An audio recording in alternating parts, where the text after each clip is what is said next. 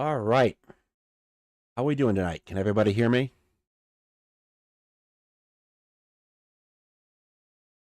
Anybody not hear me? If you can't hear me, raise your hands.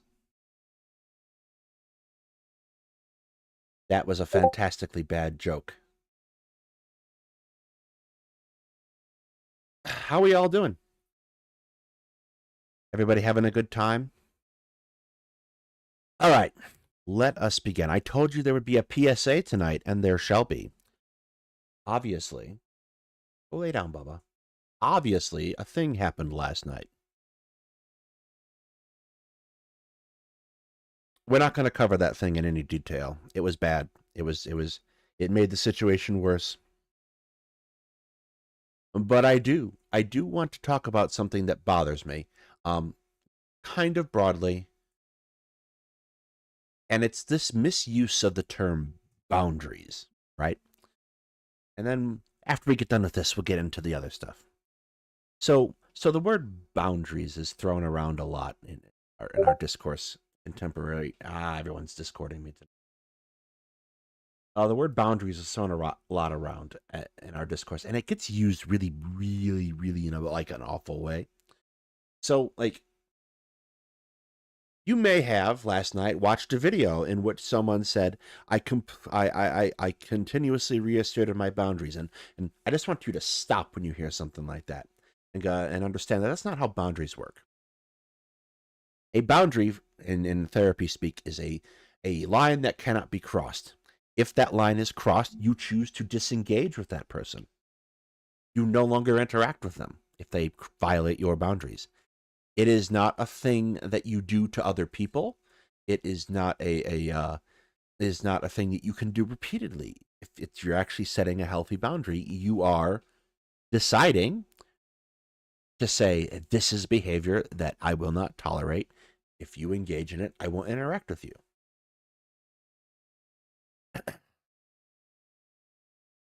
And the reason I don't like the way people use boundaries is because they kind of set it up as like, oh, here's my limit. And then they kind of use it to manipulate people. Like, oh, I've set a boundary, so now we can't talk about this thing. That's not how that works.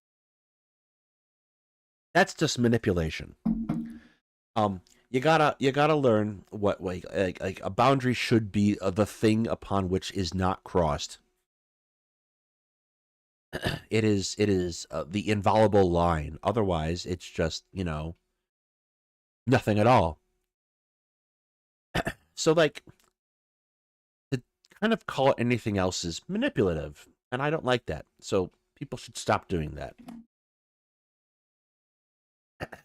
Thus ends the public service announcement.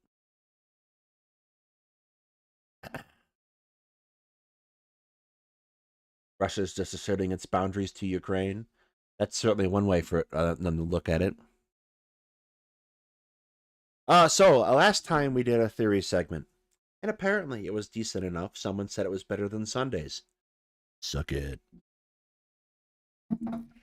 So we're going to continue with that, and we started with reading the first major chapter of Jomini's The Art of War. And if you want a recap of all of that, plus the other material that was covered, it's coming out tomorrow morning at Monday.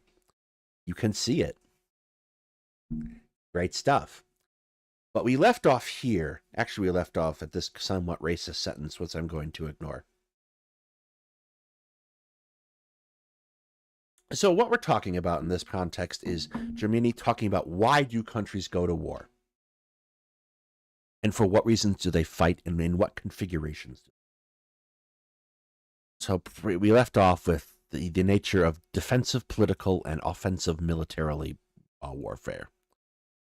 And we talked a little bit about that. So now we're moving on to here. This is going to be Article 3, Wars of Expediency. The invasion of Silesia by Frederick II, and actually this is a good time to bring this up.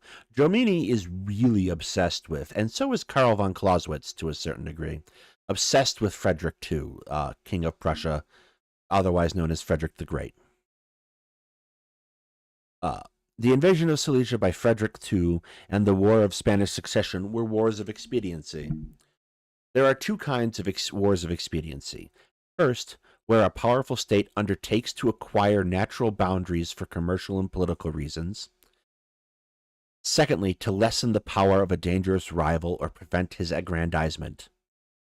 These last are wars of intervention. For a state where wherever you attack a single dangerous rival, it will endeavor to form a coalition for that purpose. Singly, attack a dangerous. These views belong rather to statesmanship or diplomacy than war. So this is talking about a war that does not necessarily serve an immediate military purpose. It is a conflict in which you are serving a long-term strategic purpose. Strategic in the sense of a geostrategic notion. So last time we talked about the levels of warfare. We talked about the three basic ones: strategy, operational, and tactics. We talked about a certain sense of global strategy above that notion of strategic. That's what he's arriving at here. It would just take about 200 years for everyone to catch up. This is going to be related to the Article 4 is related to 3. Of course, in a war, an ally is to be desired, all other things being equal. Although a great state will more probably succeed than two weaker states in alliance against it, still the alliance is stronger than either separately. The ally not only furnishes a contingent of troops, but in addition annoys the enemy to a great degree by threatening portions of his frontier which otherwise would have been secure. All history teaches that no enemy is so insignificant as to be despised and neglected by any power, however formidable.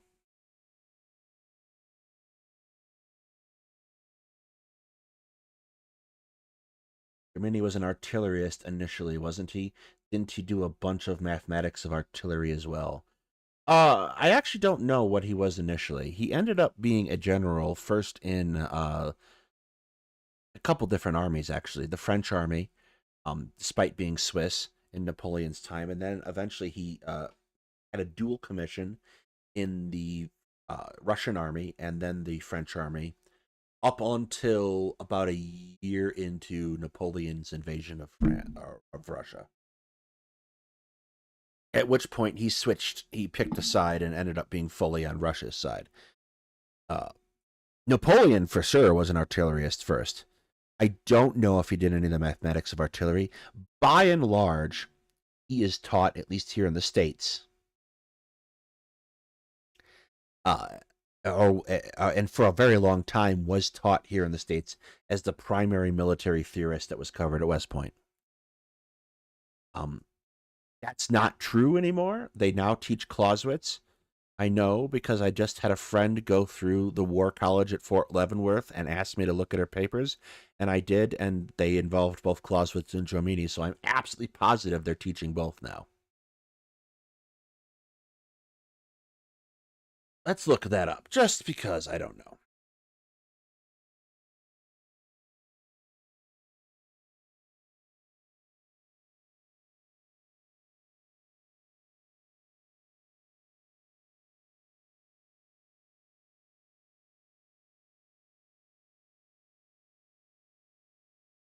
Is on Ney's staff 5.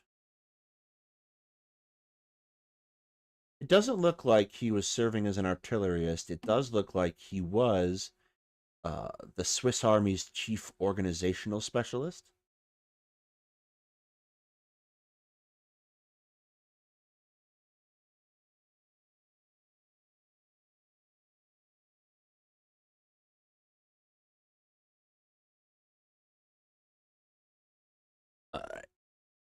Article 5, we're coming back to the types of wars here. It's going to be wars of intervention. To interfere in a contest already begun promises more advantages to a state than war under any circumstances, and the reason is plain. The power which interferes throws upon one side of the scale its whole weight and influence. It interferes at the most opportune moment, when it can make decisive use of its resources. So this is going to be, by and large, true. When you enter a war as a nation, is going to be somewhat critical and important. Um, a fantastic example of this is going to be France's intervention in the 30 Years' War. They don't intervene immediately. They don't participate immediately, and they only participate at such a point that they can do to discourage the formation of a German state. Not necessarily during the war itself, but at the peace process. There are two kinds of intervention: intervention in the internal affairs of a neighboring state, intervention in external relations. Whatever may be said as to the moral character of interventions of the first class, instances are frequent. The Romans acquired power by these interferences, and the empire of the English India Company, was assured in a similar manner. These interventions are not always successful. While Russia has added to her power by interference with Poland, Austria, on the contrary, was almost ruined by her attempt to interfere in the internal affairs of France during the Revolution. Intervention of external relations of states is more legitimate and perhaps more advantageous. It may be doubtful whether a nation has the right to interfere in the internal affairs of another people, but it certainly has the right to oppose it when it propagates disorder which may reach the adjoining states.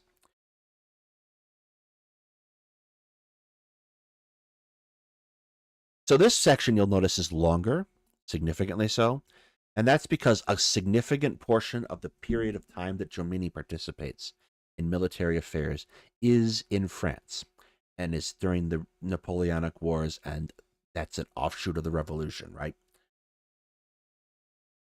So here we have a situation that he understands very well, is experienced with. There are three reasons for intervention in exterior foreign wars. Visa 1, by virtue of a treaty which binds the nation to aid, to maintain the political equilibrium, to avoid certain evil consequences of the war already commenced, or to secure advantages from the war not to be obtained otherwise. History is filled with the examples of powers which have fallen by neglect of these principles. A state begins to decline when it permits the immoderate aggrandizement of a rival, and a secondary power may become the arbiter of nations if it throw its weight into the balance at the proper time. In a military view, it seems plain that the sudden appearance of a new and large army as a third party in a well-contested war must be decisive. And that's by and large true. It's very difficult when you're fully engaged to deal with the additional input of a new army. Much will depend upon its geographical position in reference to the armies already in the field. For example, in the winter of 1807, Napoleon crossed the Vistula River and encountered the walls of Königsberg, leaving Austria on his rear and having Russia in front. If Austria had launched an army of 100,000 men from Bohemia upon the Oder, it is probable that the power of Napoleon would have been ended.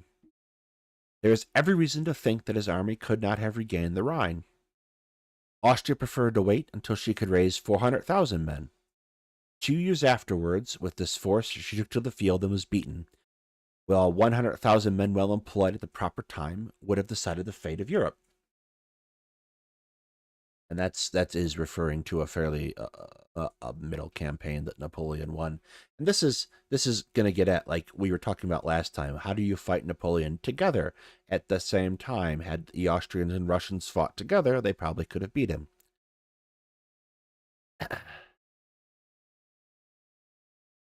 There are several kinds of war resulting from these two different interventions. Where the intervention is merely auxiliary with a force specified by former treaties, where the intervention is to uphold a feeble neighbor by defending his territory, thus shifting the scene of war to other soil. A state interferes as a principal party when near the theater of war, which supposes the case of a coalition of several powers against one. Or a state interferes either in a struggle already in progress or interferes before the declaration of war. When a state intervenes with only a small contingent in obedience to treaty stipulations, it is simply an accessory and has but little voice in the main operations. When it intervenes as a principal party and with an imposing force, the case is quite different. So you're going to see this quite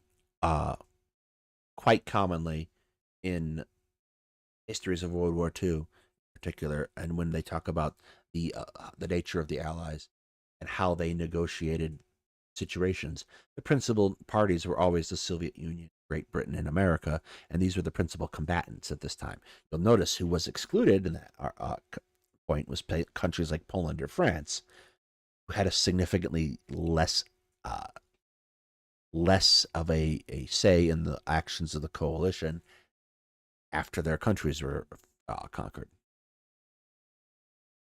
The military chances in these wars are varied. The Russian army in the 7 Years' War was in fact auxiliary to that of Austria and France. Still, it was the principal party in the north until its occupation of Prussia. But when Generals Firmer and Sokolov conducted the army as far as Brandenburg, it acted solely in the interest of Austria. The fate of these troops, far from their base, depended upon good or bad maneuvering of their allies.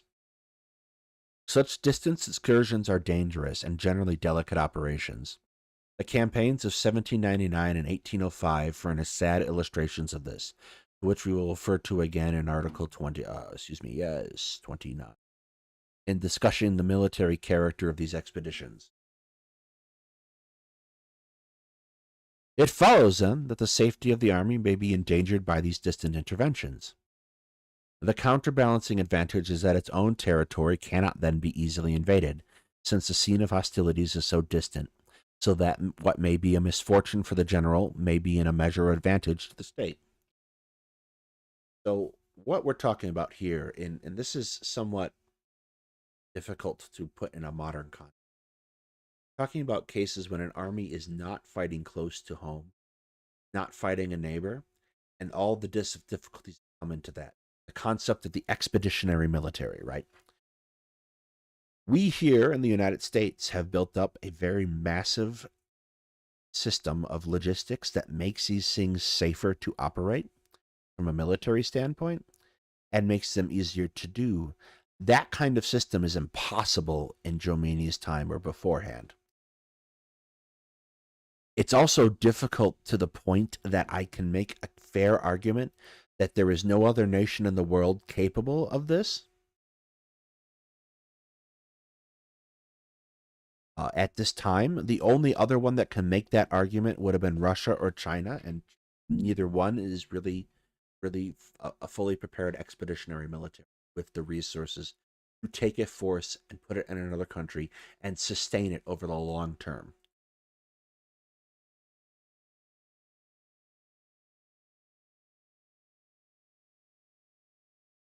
In wars of this character, the essentials are to secure a general who is both a statesman and a soldier.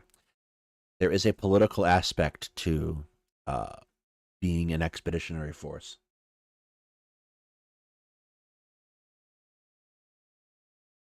You have to be able to interface with other commanders at that point from other countries.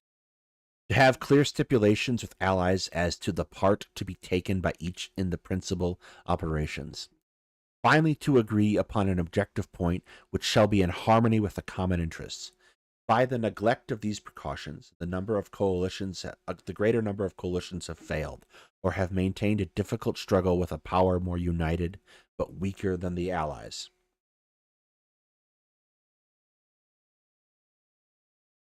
I kind of feel like that speaks for itself. You have to be able to get along and function as a coalition. Having having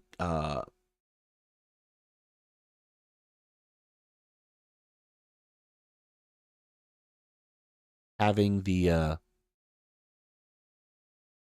a certain level of deference as a commander in those situations is vital. There simply wasn't the internal administrative structures and industrial capacity to properly clothe, feed, and equip transport to forces needed for such mass scale undertakings. No, absolutely. That's one of the reasons. So, one of the things, like Napoleon is like worth talking about in this context. So Napoleon's big thing, like, is the invention of the concept of the corps, CORPS. And what this is a organizational structure that sits below the army but above the concept of a division. And it takes an army and basically the most simple way to put it is it builds a mini army. It has all of the essential pieces that it needs: cavalry, infantry, uh, artillery, and it puts it together under a marshal, and then can take different corps and combine them as such as they arrive on the battlefield for to form a greater army. Napoleon did that masterfully. He picked very good marshals, and they were very capable of doing long marches. And what made this possible is they lessened the somewhat administrative aspects of the army.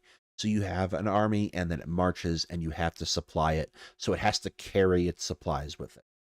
They have things like baggage trains, and they have to forage.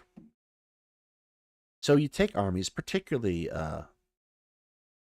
when you look at the conflicts in the Napoleonic Wars, they're very large, comparatively speaking, large armies.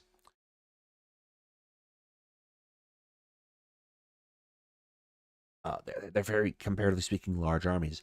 This isn't necessarily the case in the preceding century. Uh, Another one that would be noted, like by and large, your ability to field a large army is going to be dependent upon the local infrastructure. So the other half of that example is something like the American War of Independence, where it's very rare that you see 10,000 soldiers on each side fighting a battle. You will more commonly see much smaller armies because there's less infrastructure to support that army over time and over a given area. And like earlier in English banking and Dutch Empire, yes, that's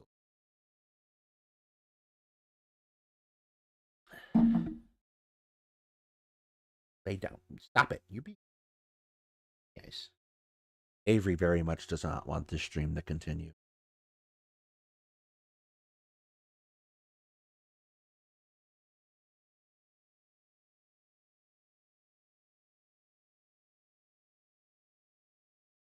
Where were we? I need to have a way to mark my place. I'm bad at that. The third kind of intervention, which consists in interfering with the whole force of the state and near it to its frontiers, is more promising than the others. Austria had an opportunity of this character in 1807, but it failed to profit by it. They again had the opportunity in 1813.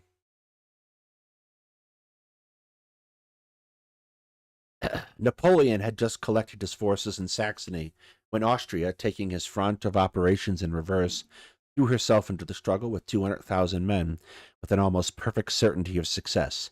She regained in 2 months the Italian Empire, her influence in Germany, which had been lost by 15 years of disaster.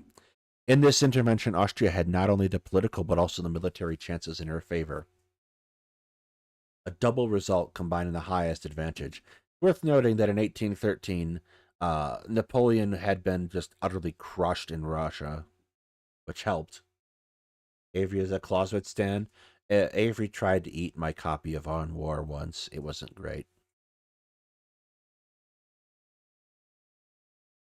Her success rendered more certain by the fact that while the theater was sufficiently near her frontiers to permit the greatest possible display of force, she at the same time interfered in a contest already in progress, upon which she entered with the whole of her resources and at the time most opportune for her. This double advantage is so decisive that it permits not only powerful monarchies, but even small states to exercise a controlling influence when they know how to profit by it. Two examples may establish this. In 1552, the Elector Maurice of Saxony boldly declared war against Charles V, who was master of Spain, Italy, and the German Empire, and had been victorious over Francis I and held France in his grasp.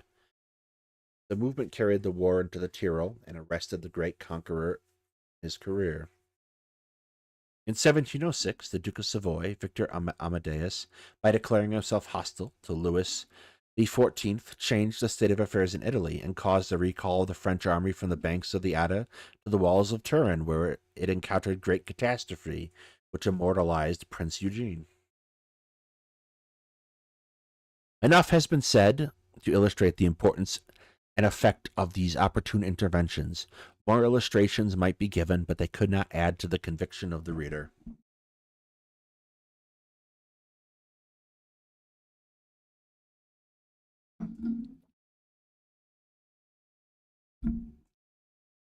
Aggressive wars for conquest and other reasons.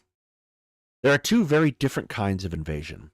One attacks an adjoining state, the other attacks a distant point over intervening territories of great extent, whose inhabitants may be neutral, doubtful, or hostile. Wars of conquest, unhappily, are often prosperous, as Alexander, Caesar, and Napoleon during a portion of career have fully proved. However, there are natural limits in these wars.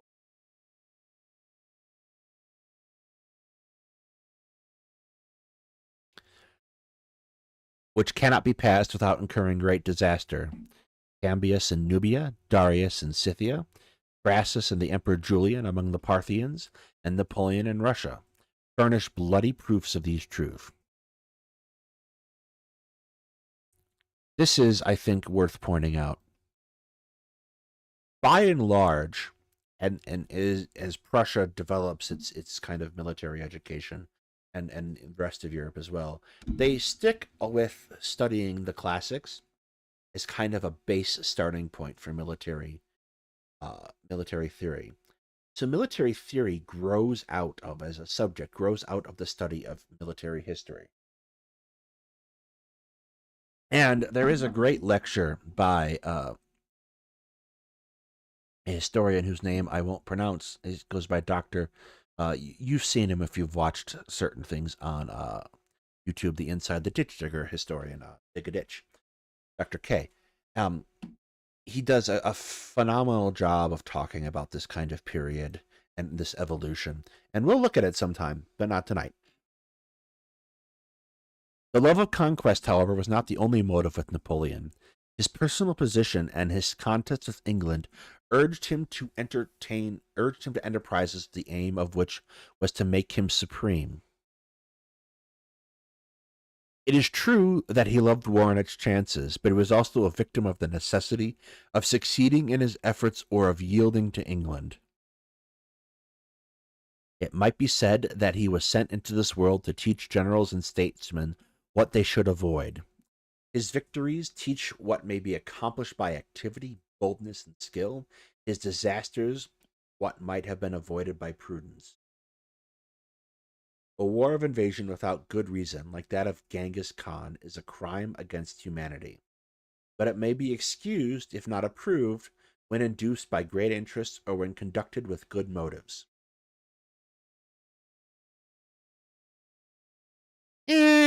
Maybe. The invasions of Spain in 1808 and 1823 differed equally in object and in result. The first was a cunning and wanton attack which threatened the existence of the Spanish nation and was fatal to its author. The second, while combating dangerous principles, fostered the general interest of the country and was more readily brought to a successful termination because its object met with the approval of the majority of the people whose territory was invaded.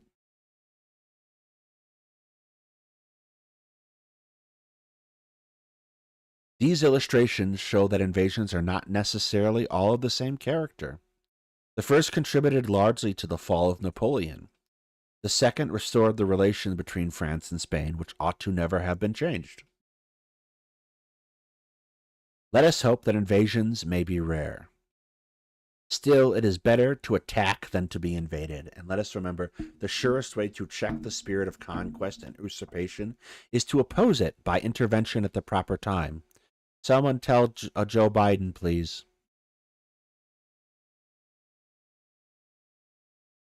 An invasion, to be successful, must be proportioned in magnitude to the end to be attained and the obstacles to be overcome.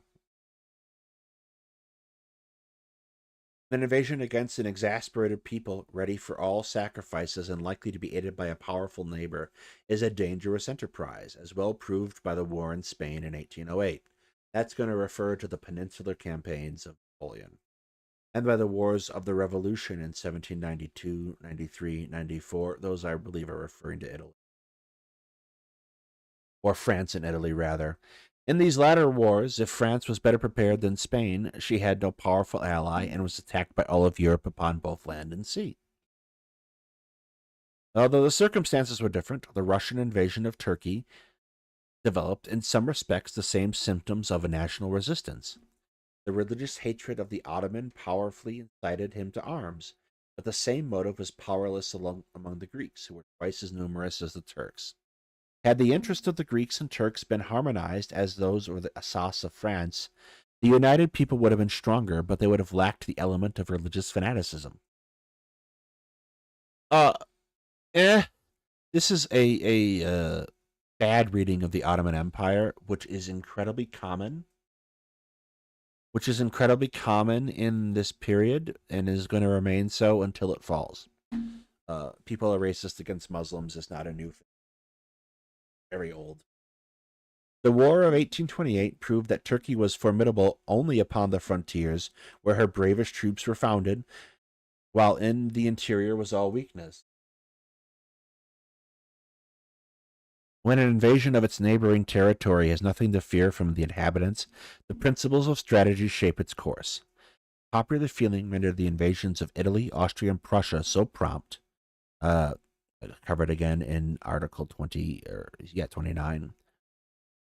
But when the invasion is distant and the extensive territories intervene, its successes will depend more on diplomacy than strategy.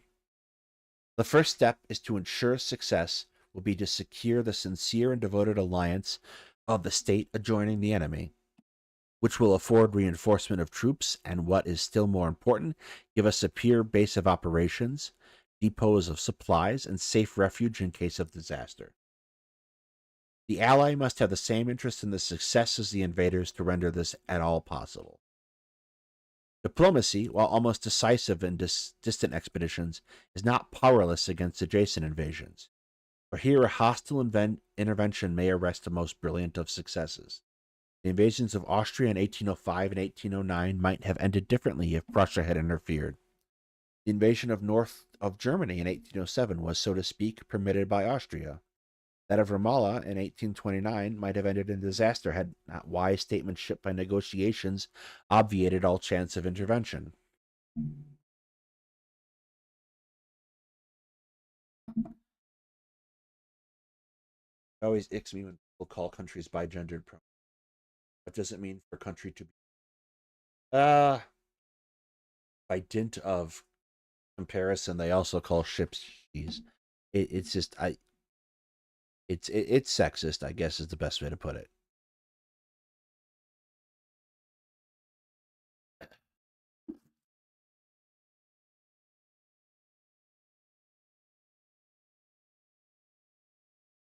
Wars of opinion. This is a little off of where we want to be, but we're going to cover it anyway. Although wars of opinion, national wars, and civil wars are sometimes confounded, they differ enough to require separate notice. Wars of opinion may be intestine, both intestine and foreign, and lastly, which is however rare, they may be foreign or exterior without being intestine or civil.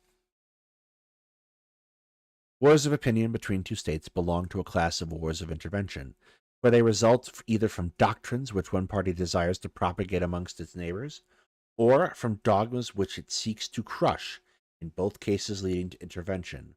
Although originating in religious or political dogmas, these wars are most deplorable, for like national wars, they enlist the worst passions, become vindictive, cruel, and terrible.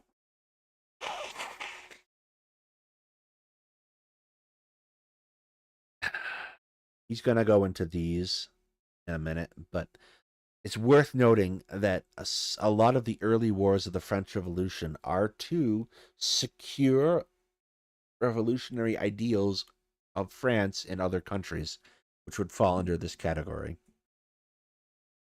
The wars of Islamism, the Crusades, the 30 Years' War, and the wars of the League present the nearly the same characteristics. Often, religion is the pretext to obtain political power.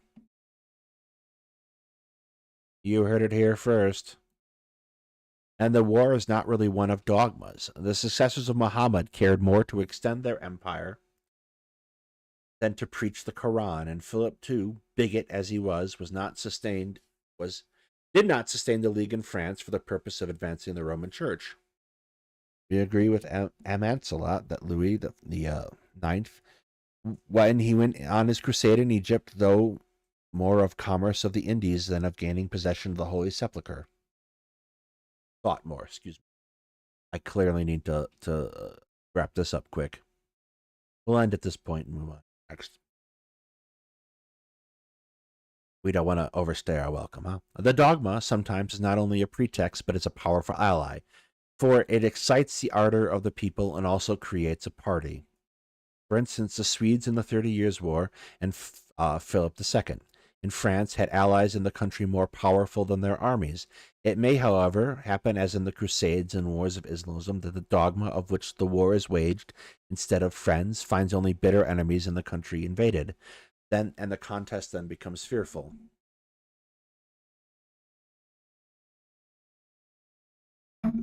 I don't like this section, and there's a reason why.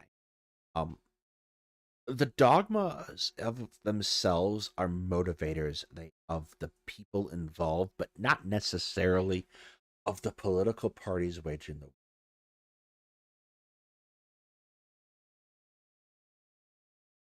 war. Particularly in the case of religion. Religious belief isn't in and of itself oftentimes the principal motivator of why a country is going to go to war. It becomes a motivator to get people to fight the war, but not necessarily the same thing as itself. And he's noting that here, right? He's talking about it as a not only pretext, but a powerful ally. It doesn't necessarily provide the pretext. The Crusades, for instance, are going to be motivated by controlling this very powerful place. The area around Jerusalem and Egypt are rich territories in that period of time. They are very much crossroads into the Middle East and the trade routes there. There's an advantage to controlling them.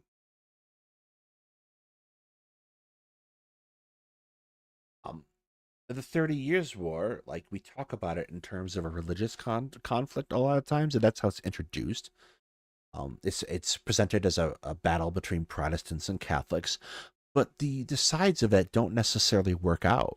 The political interests of all these principalities in the Holy Roman Empire, not necessarily motivated by religious belief so much as they are by the convenience of using religion to be able to fight their neighbors.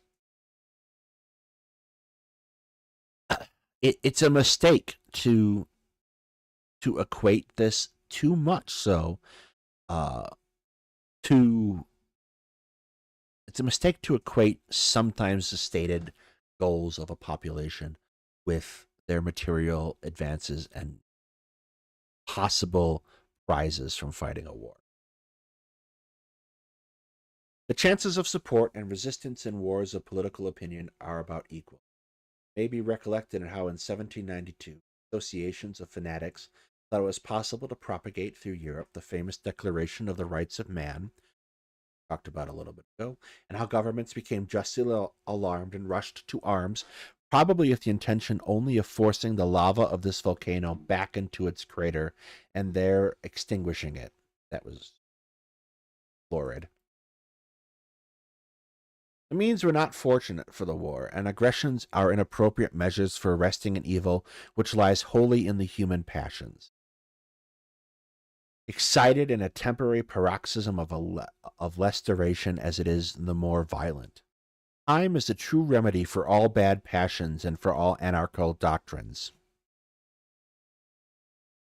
A civilized nation may bear the yoke of a factious and unrestrained multitude for a short interval, but these storms soon pass away and reason resumes her sway.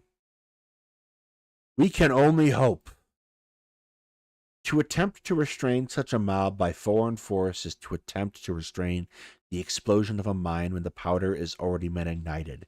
It is far better to await the explosion and afterwards fill up the crater than to try to prevent it and perish in the end. After a profound study of the revolution, I am convinced that if the National Assembly had not been threatened by foreign armaments, they would have never dared to lay their sacrilegious hands on the feeble but venerable head of Louis XVI. They would never have been crushed by the mountain but for the reverse of the Domars and the threats of invasion. And if they had been permitted to clash and quarrel with each other to their heart's content, it is probable that instead of giving place to their terrible convention, the assembly would have slowly returned to the restoration of good, temperate, monarchical doctrines in accordance with the necessities and immoral traditions of the French.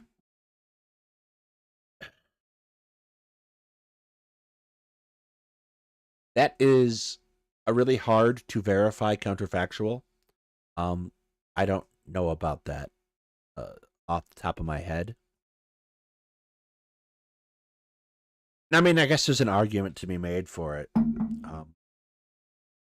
That not opposing the French and invading them in foreign wars would have caused them to not invade other countries. But I'm not sure about that. It's difficult to sustain that argument. In a military view, these wars are fearful since invading forces not only is met by the armies of the enemy, but is exposed to attacks of an exasperated people. It may be said that the violence of one party will necessarily create support for the invaders by the formation of another, an opposite one. But if the exasperated party possesses all the public resources, the armies, the forts, the arsenals, and if it is supported by a large majority of the people, of what avail will be the support of the faction which possesses no such means? What service did 100,000 Vietnams against 100,000 Federalists do for the coalition in 1793? History contains but a single example of a struggle like that of the French Revolution. It appears to clearly demonstrate the danger of attacking an intensely excited nation. However, the bad management of the military operations was one cause of the unexpected result, and before deducing any certain maxims, we should ascertain what would have been the result if, after the flight, the Domers, instead of destroying and capturing fortresses, the Allies had informed the commanders of those fortresses that they contemplated no wrong to France, who were forts and who were brave armies, and had marched on Paris with 200,000 men. That would have probably made it worse. They might have instead restored the monarchy, and again, they might never have returned, at least without protection of an equal force, on their retreat to the Rhine. It is difficult to decide, since the experiment was never made, and would have all depended upon the course of the French nation and the army. The problem thus presents two equally grave solutions. The campaign of 1793 gave one. Whether the other might have been attained, it is difficult to say. Experiment alone could have determined it. Military precepts for such wars are nearly the same as for national wars. Differing, however, in a vital point. In national wars, the country should be occupied and subjugated, the fortified places besieged and reduced, and the armies destroyed, whereas in wars of opinion it is less importance to subjugate the country. Here great efforts should be made to gain the end speedily, without delaying for details, care being constantly taken to avoid any acts which might alarm the nation for its independence or integrity of its territory. So that is confusing. Let's stop there for a second. He's talking about a difference between conquest and the attempts to try and impose an outcome. So if the objective in the case of the first coalition would be to stop France and conquer it, you want to destroy France's ability to fight. You want to destroy the French army, its fortifications. If the objective is simply to restore French monarchy, then you want to take an action that directly restores the French monarchy. Example he's getting at.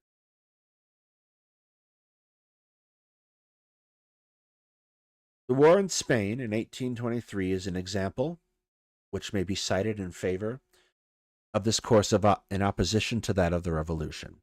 It is true that the conditions were slightly different, for the French army of 1792 was made up of more solid elements than that of the radicals of the Isle d'Ilon.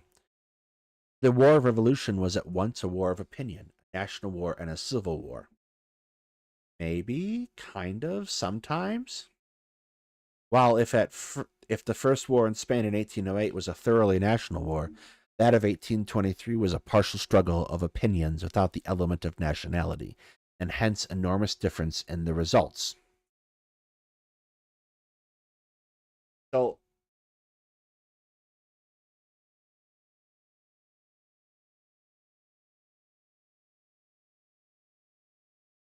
largely, he's making a distinction here of a war of opinion where there might be people in the country who are not necessarily going to support the current actions of the country. And if you want to redefine how that country is being operated, you have to get them on your side. Moreover, the expedition, the Duke, was well carried out. Instead of attacking fortresses, he acted in conformity to the above mentioned. Pushing on rapidly to the Ebro, he divided his forces to seize at their sources all the elements of strength of the air enemies, which they could safely do since they were sustained by a majority of the inhabitants. If he had followed the instructions of the ministry to proceed methodically to the conquest of the country and the reduction of the fortresses between the Pyrenees and the Ebro, in order to provide a base of operations, he would have perhaps failed in his mission, or at least made the war a long and bloody one by exciting the national spirit by an occupation of the country similar to that of 1807.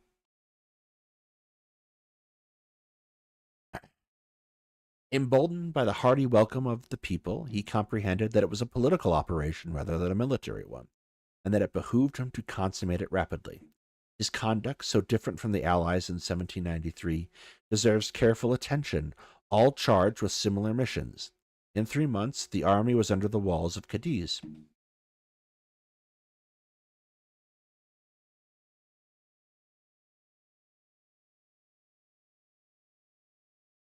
If the events now transpiring in the peninsula prove that statesmanship was not able to profit by success in order to found a suitable and solid order of things, the fault was neither in the army nor its commanders, but in the Spanish government, which, yielding up to the counsel of violent reactionaries, was unable to rise to the height of its mission. The arbiter between two great hostile interests, Ferdinand blindly threw himself into the arms of the party which professed a deep veneration for the throne, but which intended to use the royal authority for the furtherance of its own ends, regardless of the consequence. The nation remained divided into two hostile camps, which would have not been impossible to calm and reconcile in time. These camps came anew into collusion, as I predicted in Verona in 1823, a striking lesson by which no one is disposed to profit in that beautiful and unhappy land, although history is not wanting examples to prove that violent reactions, any more than revolutions, are not elements with which to construct and consolidate.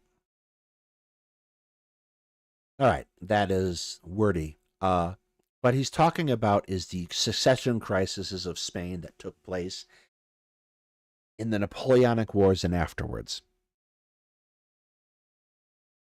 And what he's getting at is there is a danger to revolutions, and whether or not you agree with this is kind of open to interpretation, where revolutions oftentimes ignite people's passions and necessarily bring about radical changes that Jomini, having sat through the Napoleonic Wars, would be much less inclined to view as a good thing. But by the same token, people who too closely adhere to the standing institutions can cause the same problems. May God grant that from this frightful conflict may emerge a strong and respected monarchy, equally separate from all factions and based upon a disciplined army, as well upon the general interests of the country. A monarchy capable of rallying to its support this incomprehensible Spanish nation, which with merits not less extraordinary than its faults, was always a problem for those who were in the best position to know it.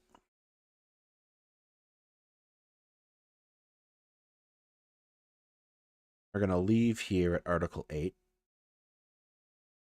and cover this, which I'm told is painful, after we get back from the break.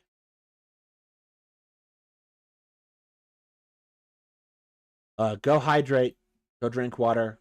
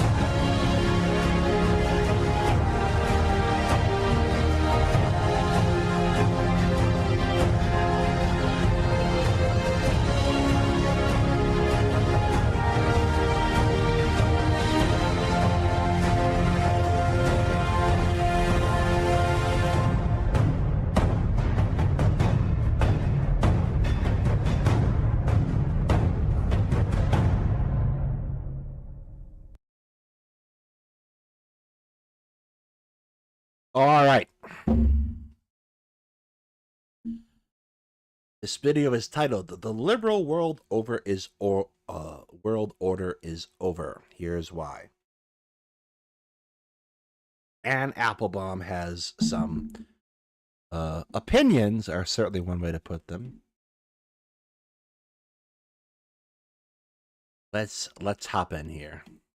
The reason that I know how Putin came to power and the reason that I know what our role was, our broadly meaning us Western democratic societies, is that the Russian opposition explained it to me. So they followed this for many years. That they would say, well, you people, you talk about human rights. Why do you let Russian oligarchs hide their money in London? Why do you let them buy property using anonymous companies and shell companies? Why have you created these tax havens that they can steal money from the Russian state and hide it there? We were absolutely responsible for that, and we've been responsible for the rise of kleptocracy elsewhere as well. We live in a multipolar world. We live in a world where power, whether it's economic, political, cultural, is seeping away from the United States and moving elsewhere. Where is it going? That's already an interesting point to try and make.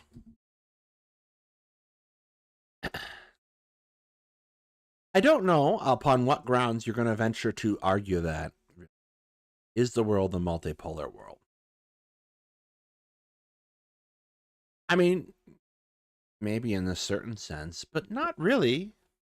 Like, by and large, the world is going to be decided principally by who can control the economic situation.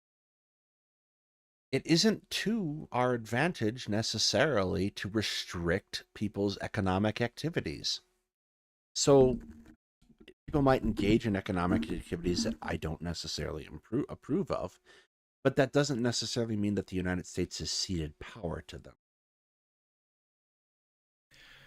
Primarily China, Southeast Asia, Russia, other parts of the world too. And today's guest has some issues with that. They're particularly concerned about the rise of an autocratic international, as they call it, Autocracy Inc.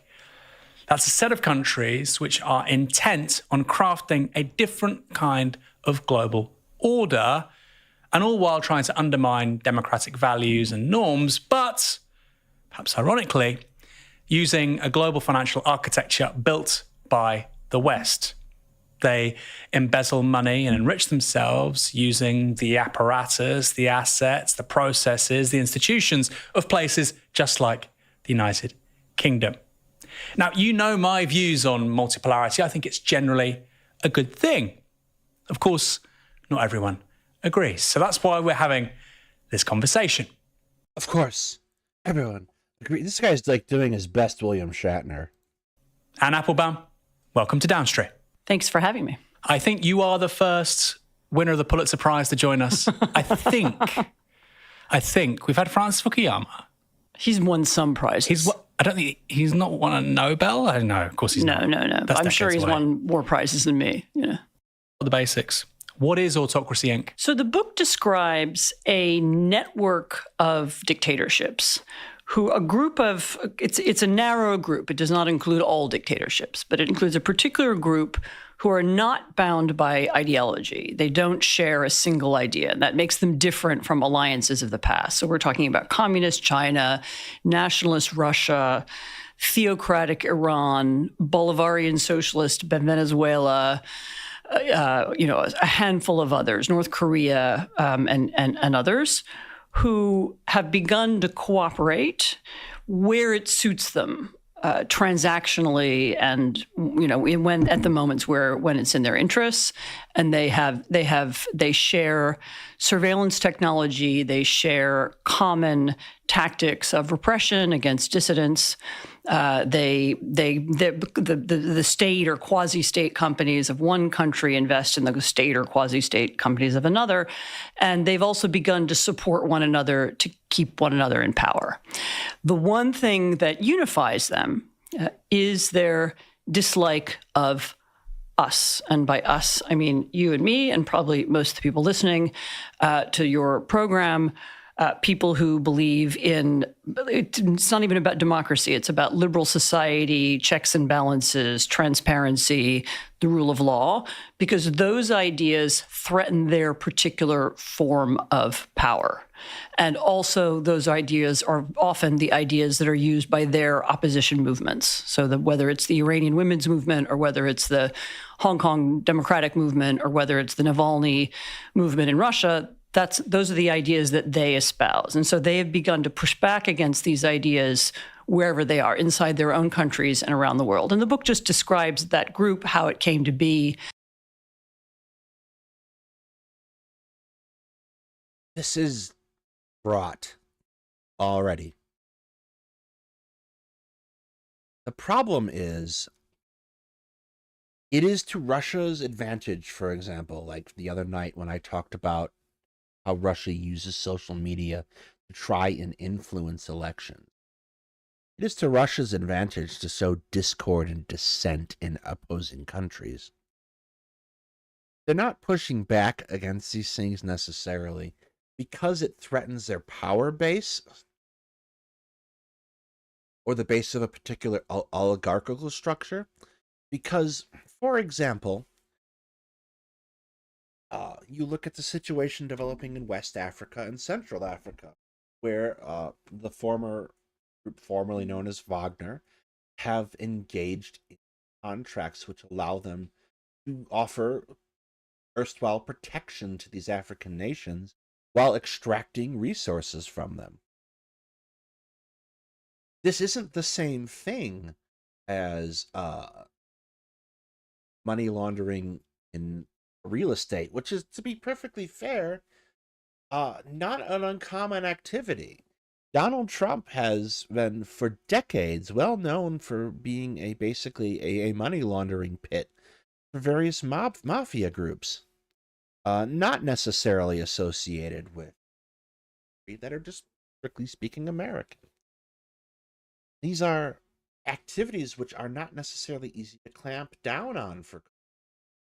So I don't necessarily think I would call that a nefarious scheme or an alliance. It's a confluence, to be sure, but not the same thing. What role the American and European and the democratic world more broadly played in creating it, and some initial early thoughts about how to fight back. On Putin's anti-liberalism in particular, I mean, that is a very sort of incontrovertible, quite conspicuous part of his politics. But it wasn't always thus. You know, in the early 21st century, he was viewed as effectively a liberal helmsman for post-Yeltsin, post-transition Russia. Right. So I never thought that. I know you didn't think. Well, that's the question. So how deep does the anti-liberalism for somebody like Putin go? Because I would look at Putin as really a reactionary political figure in so much as he believes in pre-liberal political ideas. You're just saying it's actually about expediency and self-interest. And if tomorrow he needs to say something else to maximize his interests, he would. I mean, I think, people can have more than one idea or more than one motivation. I mean, I think Putin is motivated simultaneously by some weird mystical thing about recreating the Russian Empire. I think that's true. I think he's very profoundly motivated by the desire to stay in power indefinitely. Obviously, he has worked his way out of the Russian Constitution and redone it so that he can stay in power. That's not really a profound observation. He's motivated by the desire to keep his money wherever it is and for the people around him to keep their money. And I think there is a line of thought that goes that Putin is one of the richest men in the world because his wealth is not necessarily declared. I don't know about that. However, keeping the oligarchs and their money in power and keeping them around is a precursor to him staying in power. If he doesn't, hey Maya, if he doesn't stay in power and he doesn't keep them happy and keep them rich, he's not staying in power. he's motivated by profound resentment of the democratic world that robbed him of his career as a KGB officer. So, all those things add up. I mean, I do think that from the 90s, he was somebody who never accepted or believed in, certainly liberal politics. I mean, he went along for a long time with the idea. By and large, also, I wouldn't necessarily say that the era of Boris Yeltsin was a shining example of liberal democracy either. And it made it very easy for Putin to capitalize on that. That Russia could trade with the West and that would be okay and there could be some degree of integration. But really, from the moment he had power in Russia, the very, very first things he did was begin to shut down the media, recontrol civil society, create fake political parties, and so on. I mean, he had an illiberal agenda from the early 2000s. It's just that we chose not to notice it. So the counter argument with Putin is that he is a reflection of a Russian political class, which is effectively anti-liberal or has an aversion to political social liberalism. You look at the other parties in the Russian Duma. I mean, that's quite obvious. So what do you make of that argument where people say that actually Putin is an expression of something more profound? There are people worse than him in Russian politics. It's not a defense of Putin, but there are people that are even more reactionary than he is. Whereas you would say he's a sort of, or I presume you would sort of say, he's the sort of typical archetypal autocrat dictator that we see from the 20th century, a strongman. No, I don't think he's the 20th century strongman. I think he's different, actually. I think the 21st century is different. I think the money. That's actually a fair argument. I don't think I would necessarily compare Putin to Hitler as an example. He makes it different, the way they behave, the access they have to international finance. I think the 21st century autocrats are a little different. Again, I think I'm not sure I'm going to disagree with you. I mean, he represents a class of people who are all very wealthy and seek to maintain their power. They have convinced a large part of the Russian population to stay out of politics, so he doesn't have significant dissent in the old way that we would think of it. Although I would, remember that there is no such thing as a public square in Russia or open debate. So we don't really know what people think. People don't have political ideas that they share and so on. So that's different. That's unfair and untrue.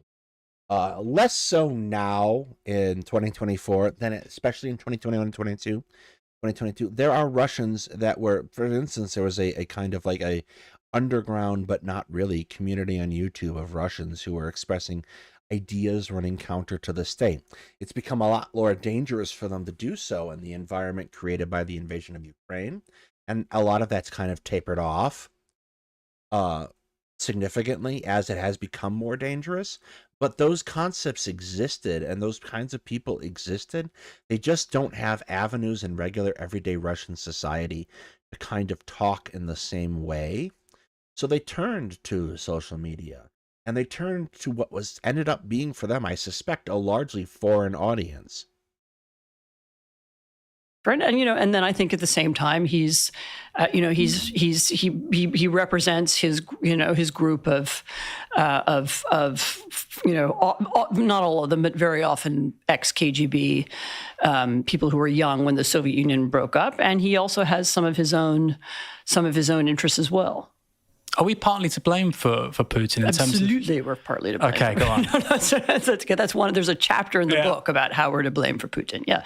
No, I mean, I think the enable, it's funny, and the reason, by the way, the reason that I know how Putin came to power and the reason that I know what our role was, our broadly meaning us Western democratic societies, is that the Russian opposition explained it to me.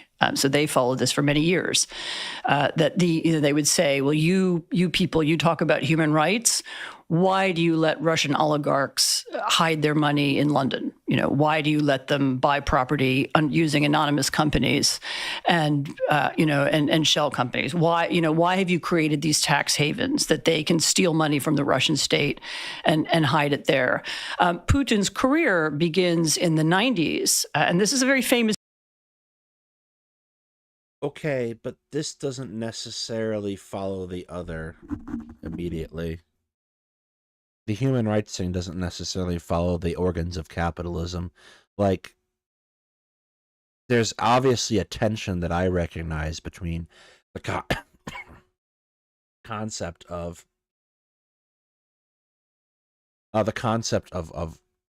capitalism and human rights, but that's not necessarily how the capitalists see it.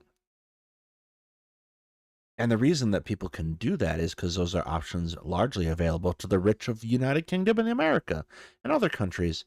Like, they get a significant amount of input into how those systems are structured and structure them to their advantage. That doesn't necessarily, though, create the environment that allows the election of Putin and keeps him in power. That's not really like a viable argument, because ultimately the Russian people are what's allowing Putin to stay in power. They have a certain amount of say in the fact that they can try to raise up other leaders. They don't, for a variety of reasons, but there's the desire amongst Russians in some cases to do so, not universally.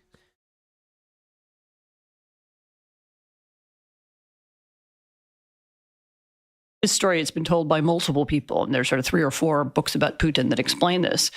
One very good one by British journalist Catherine Belton, but others by Masha Gessen and others, that describe how as early as the early 90s, Putin, in his role as deputy mayor of St. Petersburg, was already involved in essentially, I'm simplifying a bit, but essentially taking money from the Russian state, taking it out of the country, laundering it abroad, keeping some of it abroad and bringing some of it back, and then using it to buy property and make investments and so on. So he was very interested in becoming rich from very early. And he was typical of a whole class of people who were doing that. And when you look at his personal history, when you look at some of the business deals that he was involved in, to the extent that we know about it, we of course don't know about everything, he very often had Western partners. There was a Luxembourg partner, there have been several.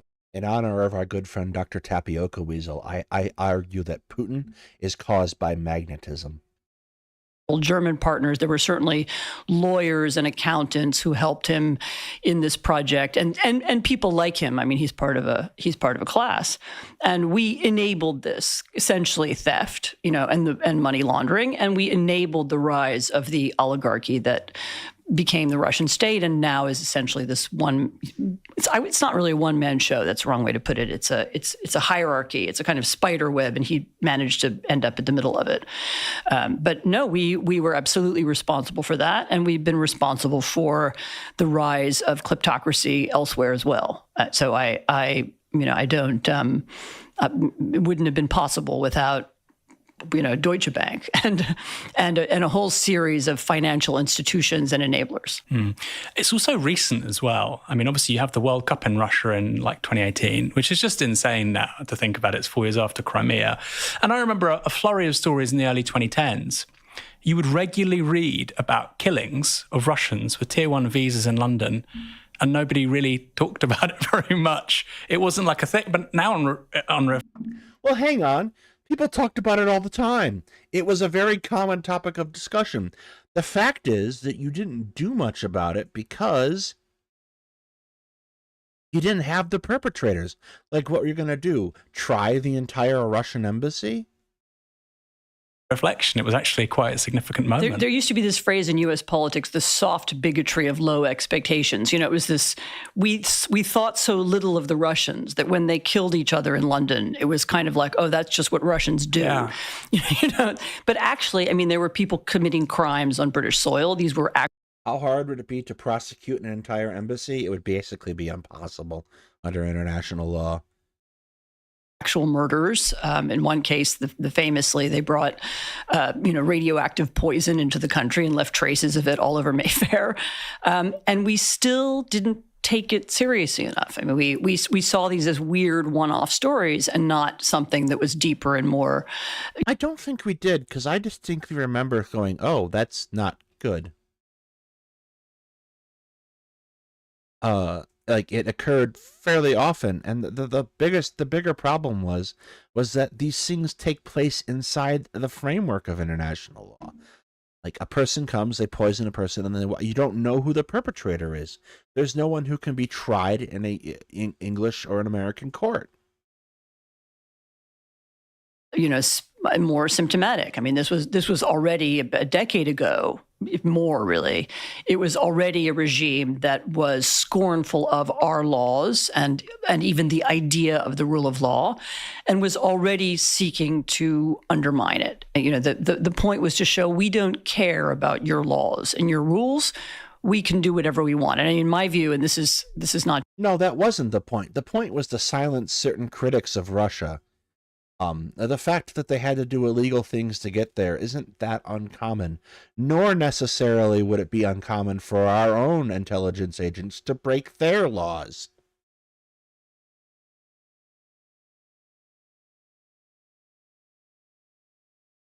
Something being commented on the public domain doesn't necessarily mean that it was adequate institutional follow-up. Well, it largely depends on the case of each individual case and what can be proven and what can be sought by investigation.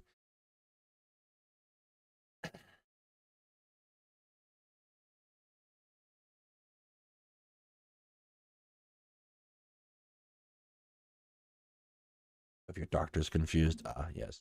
Not just a Russian thing. I mean, it's, this is a class of dictators who can do whatever they want inside their own countries. And increasingly they want to show, and we can do whatever we want anywhere else. And they, and in order to do that, they need to show that the slogans that we use and the institutions that we've created, and even some of the institutions we've jointly created, like the United Nations. I mean, the UN Charter says you can't invade sovereign countries. You can't change the borders by force. And the Russians signed up to the UN Charter, and so did everybody else. But increasingly, they seek to show that those don't apply to them and that sovereignty means they get to do whatever they want.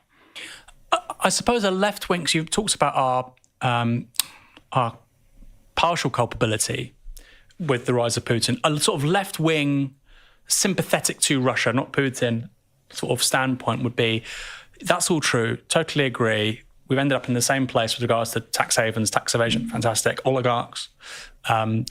However, what about the transition of the early 1990s where we saw median life expectancy of the average, not just Russian, Ukrainian, Belarusian, across that part of the world, fall, lots of excess deaths, although we don't quite know how many. There's that famous Lancet study puts it at, I think, 5 or 6 million. I mean, but again, you can only ever speculate about that stuff. The point is that the nature of the transition necessarily, somebody on the left might say, necessarily led to oligarchs. And actually, there was a momentous historical opportunity to integrate Russia into the broader European architecture, militarily, economically, and we completely screwed it up. I mean, what do you make of that argument? So, I was there for a lot of this time, and Who made that argument on the left? Who was making that argument? First of all, there are like we talk about the fake leftists. That argument is entirely beyond the ken of someone like Hassan. Like Hassan's not capable of making that argument. Who is making that argument? Like I hate when people do that kind of thing. Watched this process happening, and first of all, remember that there was a similar kinds of transitions happening in Poland, in the Czech Republic, elsewhere, in the Baltic states, and those transitions we now consider to have been successful. So the problem wasn't the idea of transition. The problem was who carried it out and with what motivations. And one of the things that happened in the post-Soviet world, with the partial exception of the Baltic states, although there was some, there's a lot of financial crime in some of them as well. You immediately had the process hijacked. I mean, in essence, and this is not my reporting, this is many other people. In essence, the Russian security state was preparing for that transition as early as the 80s. Was already beginning to. Can you put a year on that? Because that's really interesting. Like the early 80s, mid 80s, or mid 80s, mid to late 80s. I mean, really, as soon as Gorbachev appears, right. You have, I mean, maybe even earlier than that. I mean, I couldn't give you a precise date, but they are already beginning to think about. They're already setting up shell companies. Some of it, by the way, was to do with organizing payments for terrorism. I mean, there was a department in the KGB that did money laundering. I mean, essentially, they were funding terrorist movements around the world and so on. And there were people who knew about money, and they already begin setting up companies in the late 80s, and they already begin thinking about how they're going to, what's going to happen afterwards. And there's an argument that says, we tend to look at the world as if we were at the center of it. So we look at the Russian transition, and I'm as guilty of this as anybody else at the time. We looked at it as, how did we fail? These were our ideas, and somehow they went wrong. And we told the story of the Russian transition as if it was a kind of a story of failed democracy. Like they were trying to get to democracy, but they didn't make it. And we told it as in that frame. What if that's not what happened? Maybe what happened was that's not what the story was being told. Like, there wasn't. What?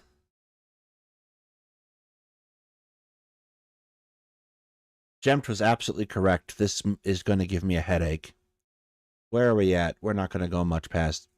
What's the Polish success?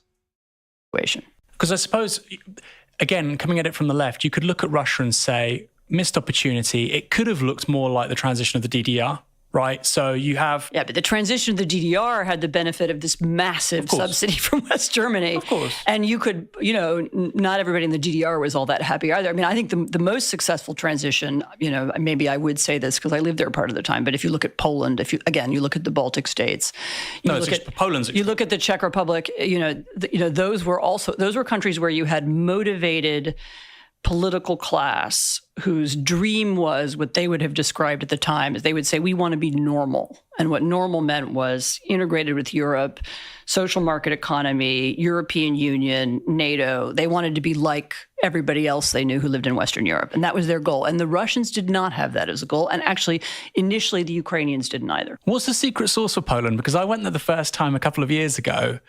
I am confuzzled. I don't think that is ever something. That might be something to check with Lucy on, like, if that was like a considerable idea at the time. I don't. Particularly if you talk to Hetman, he kind of brings up the point that Ukrainians tend to be focused on their own worldview, and that's fair. Like their own intermediate world.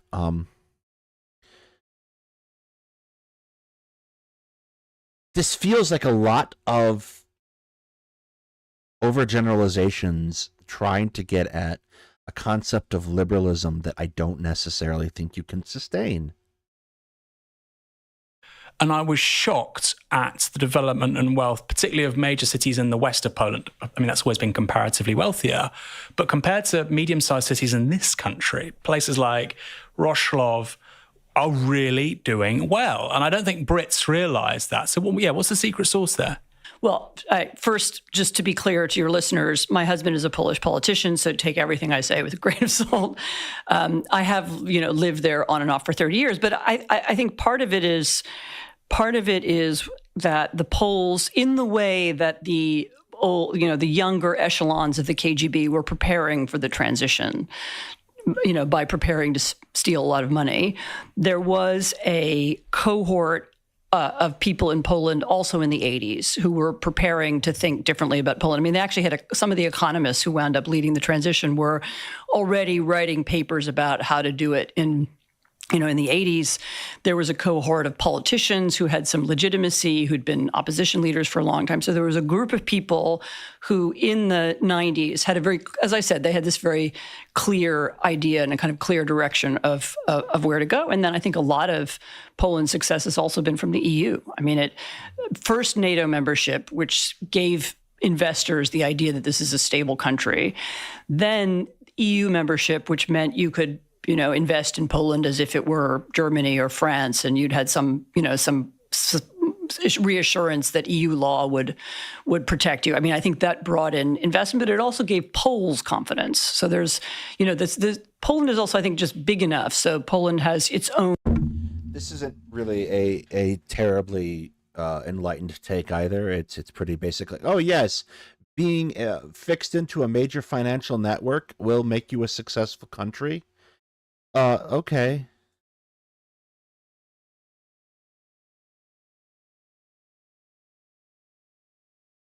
Let's get to the meat of this, and then we'll skip to the Israel thing, because this is, oof.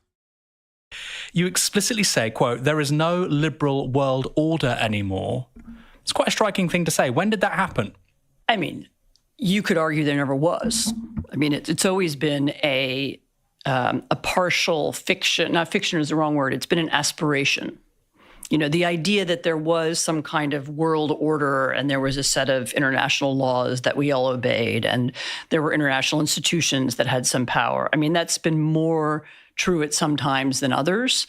And of course, it's one of the things that's always sort of honored in the breach. I mean, people notice it when it's being violated. I mean, there is a UN convention on genocide, and that didn't stop the genocide in Rwanda, did it? And there are UN and other international laws against torture, and that didn't stop either the Vietnamese torturing Americans, nor did it stop Americans torturing Iraqis. So it's always been a little, aspirational. I think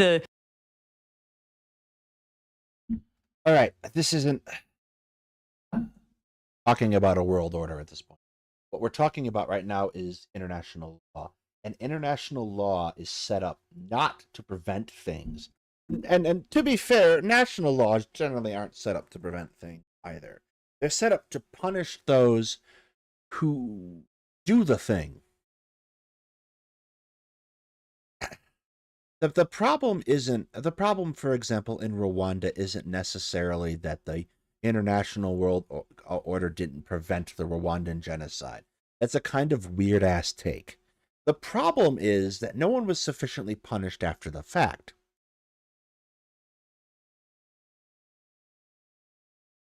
The tricky bit of that in the case of Rwanda is that no one was really required to at the end of the day. The resolution of the conflict was such that the party in power was, and Rwanda is a dictatorship. Let's not beat around the bush. Was encouraged to punish them themselves, and it also sparked a war. So, this is a weird position to arrive at. The laws exists and can be enacted. The problem isn't necessarily that.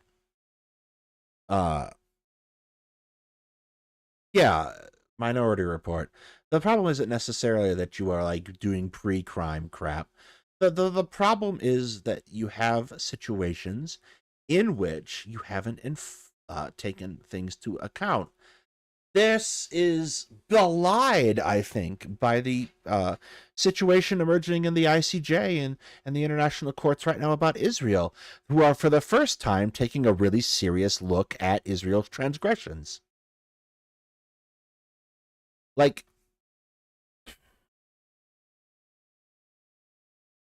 These things exist, and by and large, for example, the U.S. Navy's efforts to try to keep the Gulf of Aden open from the Houthis are very much an example of this international world order. They're trying to keep the money flowing.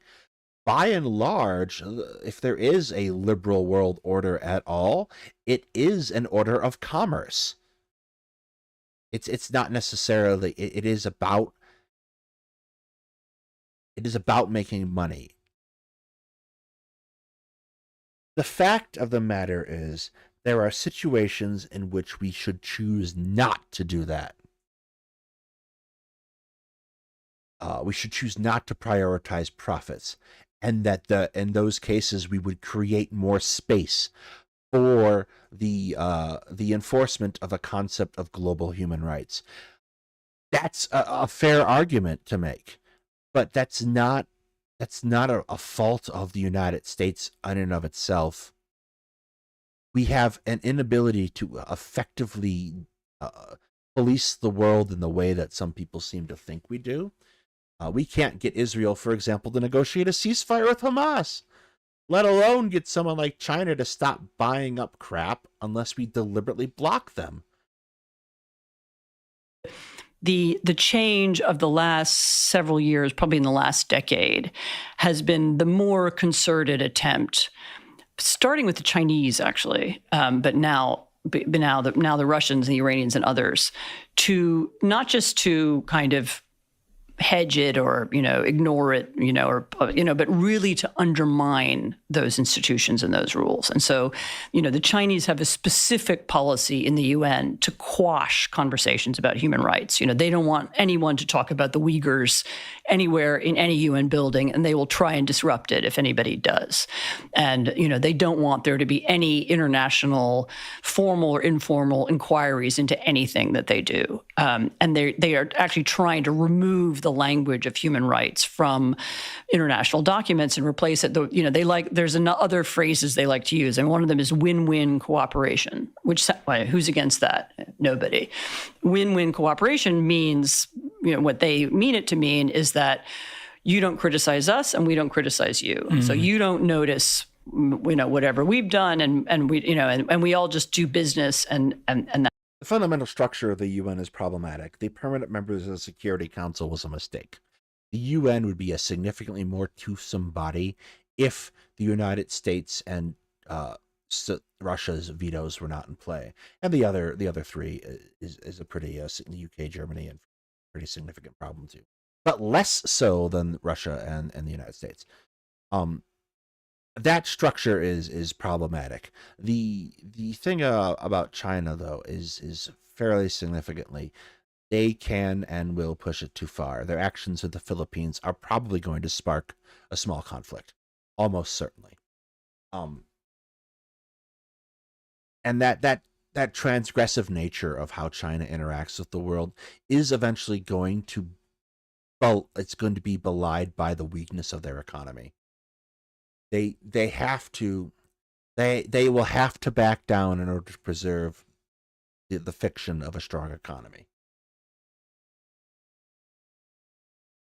That's it. And that's and they would prefer that. They want to talk about that and not human rights. So they also use the word sovereignty in a particular way. And sovereignty means, again, we get to decide how we rule our country, and nobody else gets to have anything to say about it. And then, as I said, increasingly that means, to Putin has taken another step further. Sovereignty means I get to invade who I want, and you can't stop me. And there's no rule that says I can't control my neighbors because I have sovereignty and Ukraine doesn't. I mean, he's almost said more or less that. Okay, but the fundamental problem there, and like going back to what I just said about Jomini, when I kind of made the snarky comment about Biden, the United States could absolutely stop the invasion of Ukraine. It would be costly. It would be expensive. It would be expensive in lives. And I firmly maintain that provided we don't step one pinky toe over the actual border of Russia, that they wouldn't do jack shit about it. And we know it. We know it because the threat to Russia is too high, to their order is too high if they try to escalate in a nuclear fashion. If you don't mind taking the time, I will direct you to an individual who's much better about that. The problem with China, and like you see this very often, is their economy is largely investment based, the same as ours. The strict problem that I have seen is they have multiple times had to bail out their investors recently in the past several years who make bad investments. They are forestalling the same kind of crisis that we saw in 2008 through those actions. And that's kind of where the weakness of that economy is. And the second part of that is coastal China, places like Beijing and a lot of the places where the cities are like, this has a rich and powerful middle class-ish type to speak of. DM me and I'll send you the channel in question. But has a powerful middle class. But the rest of China is staggeringly poor. And that's the kind of imbalance that oftentimes destabilizes us. China has has to also reckon with the problem that the Belt and Road Initiative has failed. There simply isn't an appetite for that kind of trading initiative. It's not cost effective in the countries in question. So you have a lot of cases where they've started these huge projects that they'll never complete in other countries. And you simply can't compete economically with how cheap it is to ship goods by sea and air. And China obviously doesn't want this to be the case because in particular they need access to energy markets, and oil comes in obviously for China, but it comes in a very militarily and geographically inconvenient way. So basically most of China's oil supply runs through let me make sure I get this right. Yeah, it's the Strait of Malacca. It runs through the Strait of Malacca, and it is a in terms of naval operations, it is a geographical choke point. In particular, in this case, a geographical choke point that the Indian Navy can exploit. So basically, China has to acknowledge the fact that their entire energy infrastructure can be cut off by India at any given time. So that's where the Belt and Road Initiative comes in, but it's not economically viable. So what you have in the case of the Chinese economy is this house of cards that if China is at any time incapable of maintaining, it all comes crumbling down, and they have to now deal with the problems that are inherent to income inequality, and a dramatic income inequality as well.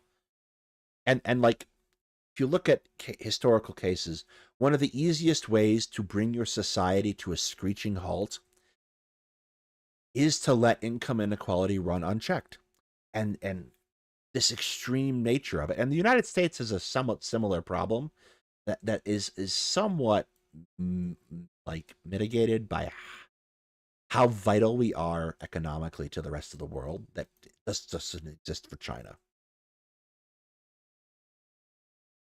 What do you think Putin wants in Ukraine?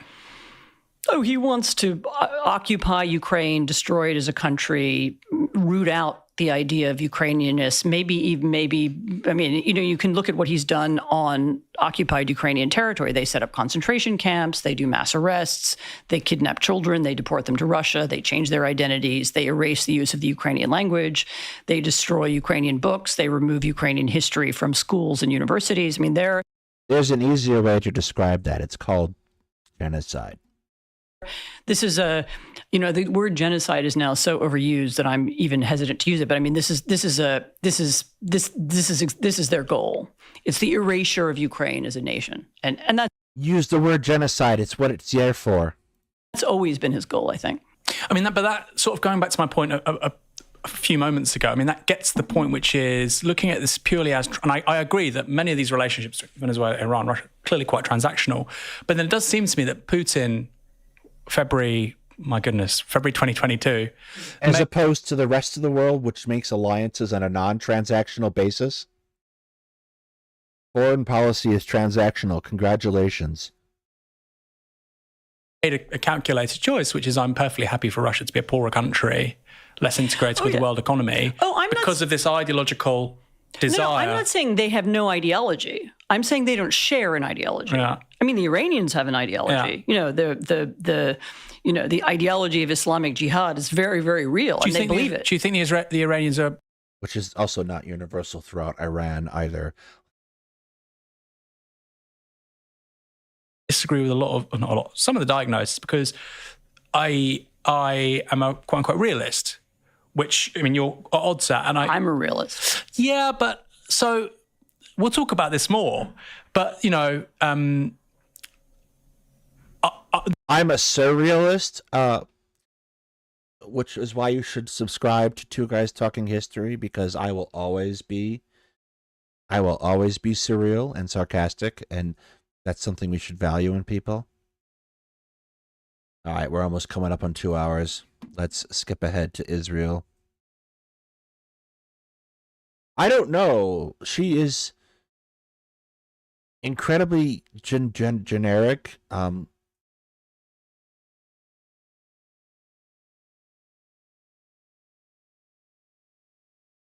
Yeah, I'm let's Final question. Israel. Now, it's talks about, it's sort of hinted at in the book, and obviously I think this was primarily written in the, maybe the months just immediately following October 7th or just before it. It was written. It was 90% of the book was written before October. Yeah, you can. Yeah. It's and again, it's important to say it's a polemic, a manifesto. So you're sort of trying to gesture at things, and that's just the nature of a good polemic. I hope you don't mind me saying it's a polemic, but that's how it comes across. Okay. Yeah. So my worry with Israel is that it's not an autocracy, but I worry it's the future of democracy.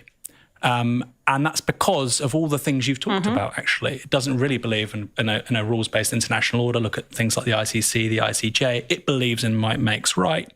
If you look at its domestic political scene, partly as a result of demographics, it's moving right. One might argue in the long term, again, if you look at demographics. Okay. I'm going to stop you right there, son.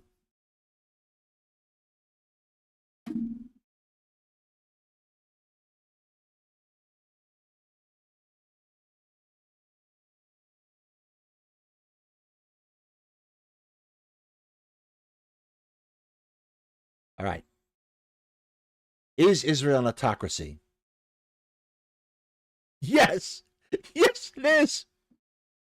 It 100% is.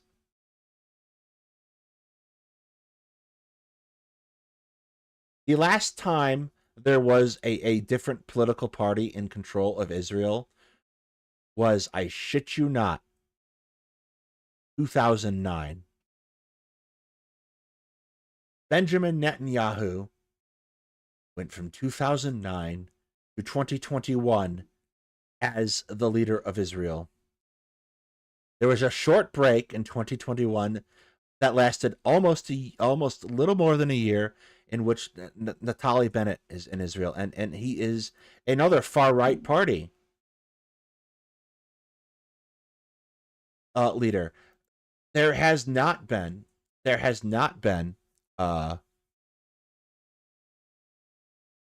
a singular case of a true Israeli democracy since the early aughts, or the late aughts rather. Israel is a far right country. Likud has a ridiculous amount of control of Israel. Like for example, there was an article. I have a lot of Israeli press going through my mentions lately because I've been doing so much research there. Likud does not fix roads in states and cities and towns that do not support Likud. This is a twofold situation, right?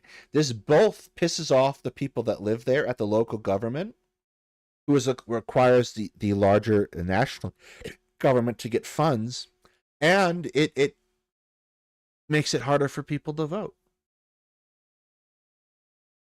The objective of Israel is by and large genocidal. The objective of Israel is an ethnic cleansing of Palestinians from their land and beyond.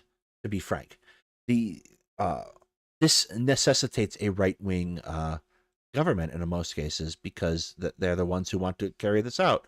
The other thing I'd point out is that when liberal Israelis are in power from the Liberal Party, they emphasize right-wing priorities.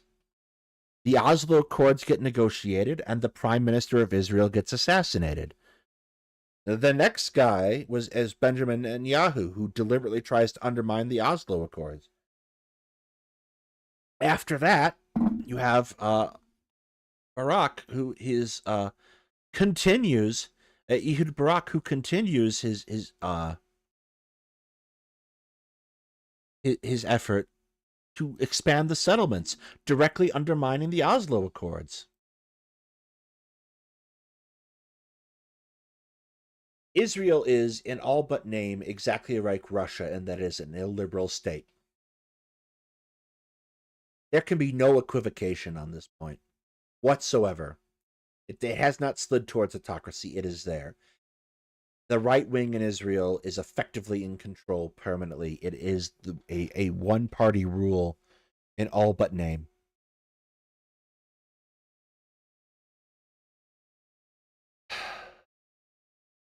The problem you have with the United States, and like I see it more often today, like movers and shakers in the discussion of strategy will point out that Israel does not have a set of overlapping interests with the United States. We don't. And Israel is one of the most chief problems we have in establishing a discussion about the efficacy of that world order.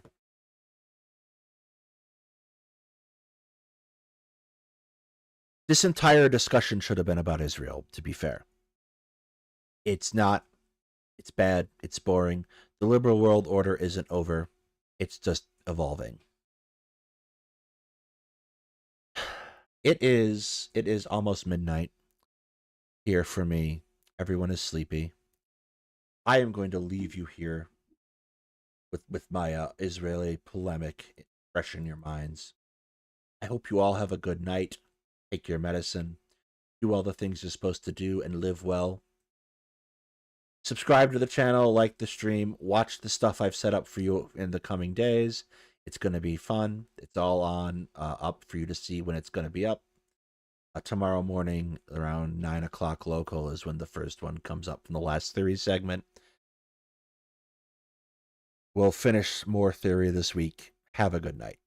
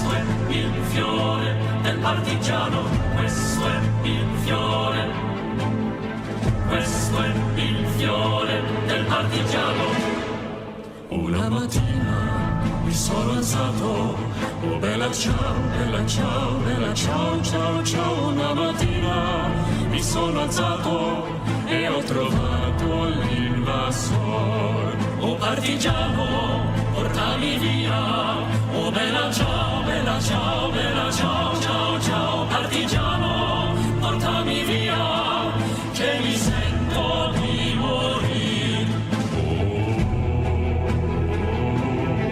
Questo è il fiore del partigiano. Questo è il fiore del partigiano. E se io muoio da partigiano, oh bella ciao.